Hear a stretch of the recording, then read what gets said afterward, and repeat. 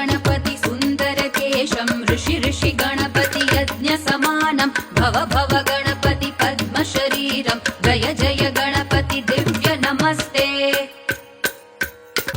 गजमुखवक्त्रं गिरिजापुत्रं गणगुणमित्रं गणपतिमिषप्रियं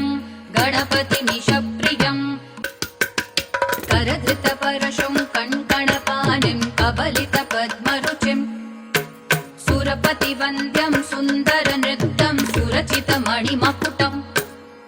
प्रणमत देहं प्रकटिततालं षड्गिरितालमिदं तत्तत् षड्